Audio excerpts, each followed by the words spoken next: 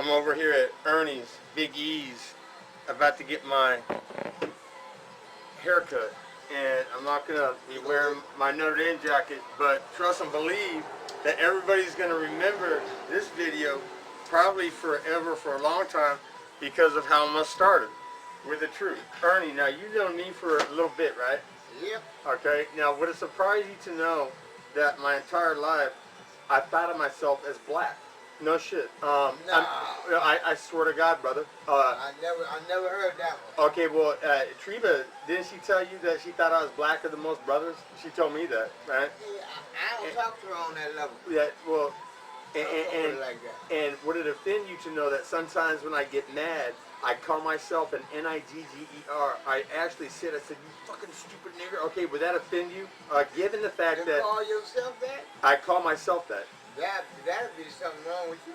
Because ain't no such thing as a stupid nigga. Well, you know what, brother? Put it like this. I mean, stupid nigga is something that's below human, man. That's something that's down in the gutter, man. A stupid nigga? Yeah. Come on, don't call yourself that. Well, yeah, I'm talking... Don't degrade yourself to that level. Well, it's like... I don't know no stupid niggas. Cool. I don't know nothing. Cool. What? You might take that off. You know, oh, that's right. Because you got to cut. You got to dismantle, baby. And, you know, I say that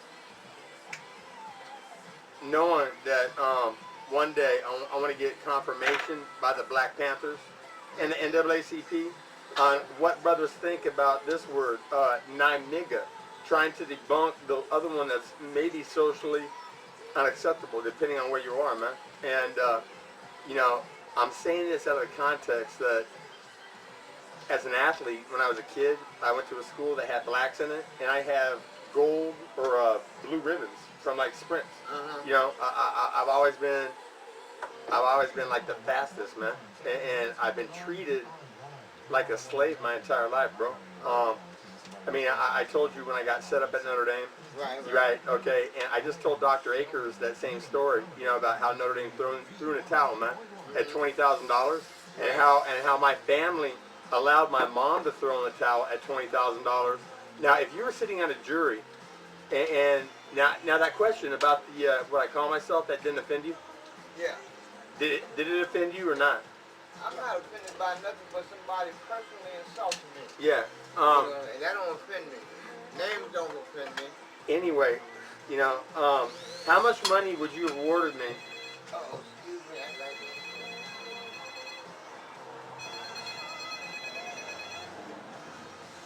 Hey, cousin.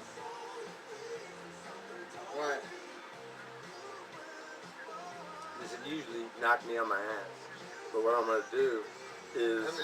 Let me call you right back. I got somebody in my barber chair. Line of stevia. You know, maybe pop it.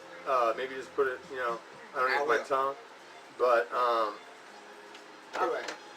So, what was I talking about? I was talking about, you know, how much money you would award me if you were sitting on a jury and Notre Dame kicked me out for an attempted rape that I could easily prove, bro, that I didn't do, okay? I mean, I had the priest of the hall lined up, whether he wanted to testify for me or not.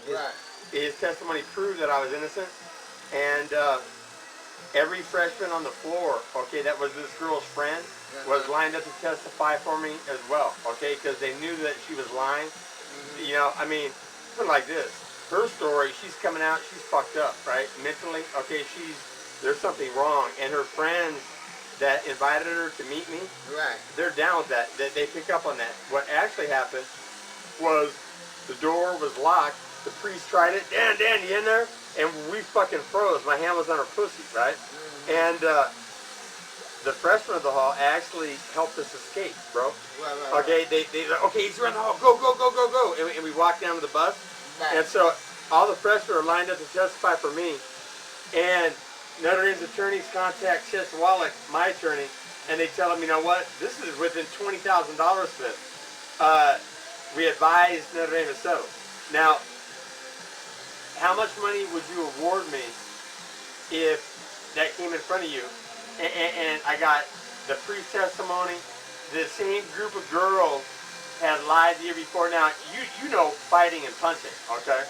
If I actually hit a woman like I do men, you know, would she fly through the air, or could she fly through the air 17 feet, basically be propelled down the hallway 17 feet and slam into a wall?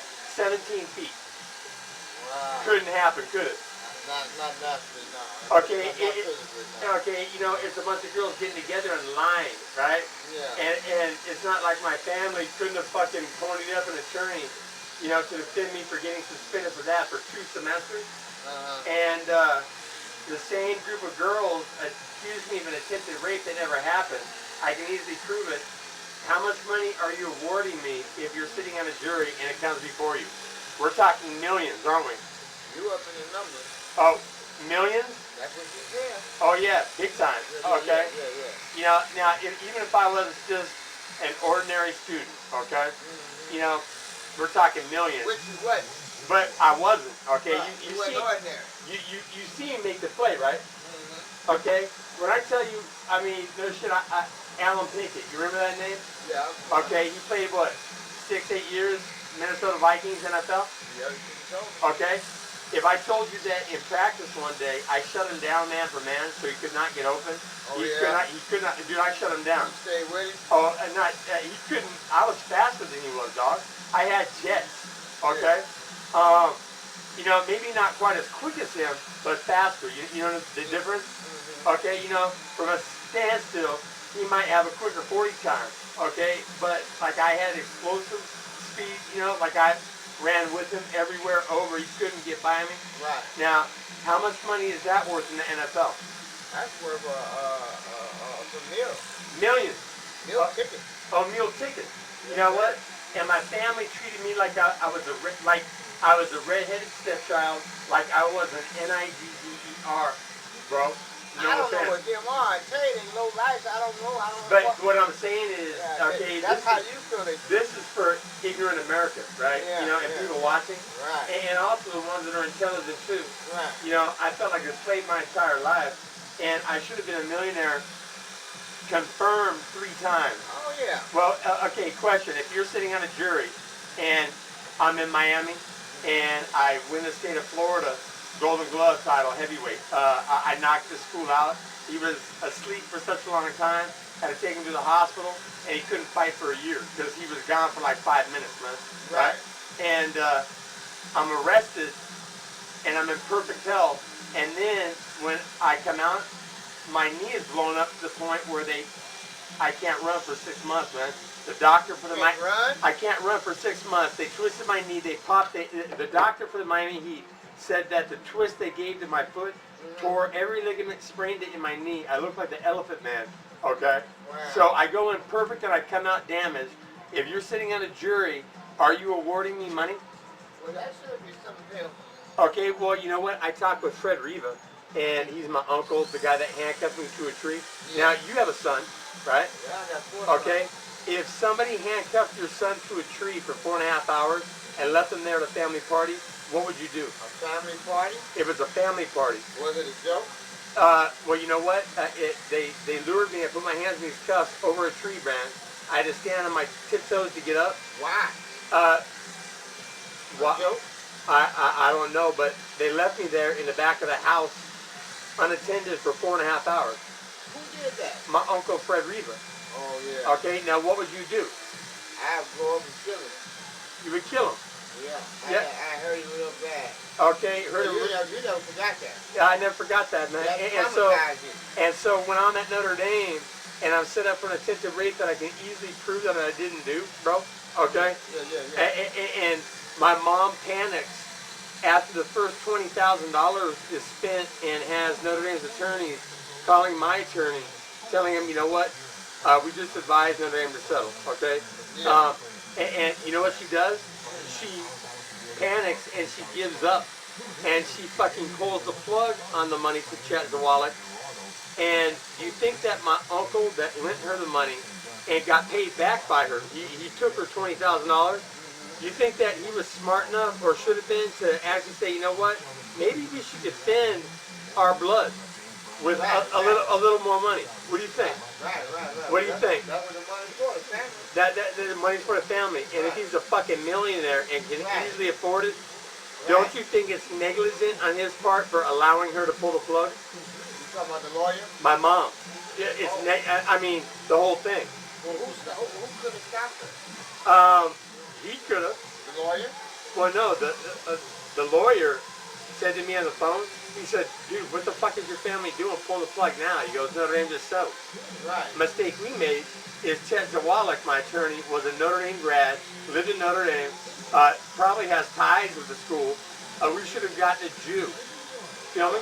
Right. Okay? You know, that probably would have taken it on consignment, but what I'm asking you is the fact that I was abandoned by a family that has millions in it. It's got money. Is that bizarre? Is that like... I don't understand why they're abandoned. Okay, you know, now, we have Miami and we have Notre Dame as million-dollar opportunities.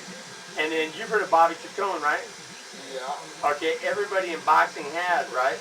Yeah. Okay, world fucking famous. Bobby, if it's not for me, Bobby, me, and Julian are in prison, man. Okay? No, I'll tell you what, this little Pulp Fiction type tax situation, we were actually going to tax a guy for $850,000 because he owed it and was trying to skate out, right? And it blew up, and somebody ran outside and started screaming, call the cops, right? And you know what I did, man? I applied a sleeper hold, and I said, if you don't shut your fucking mouth, you're going to sleep and you will never wake up. You understand me? And I got a nod and silence. We walked back into the house. They sat down, we left, and it was done, right? Over with. So, over with. Just like that. And Tom Leahy, my uncle's business partner, all right, my uncle's invested like $1.5 million in his company because Tom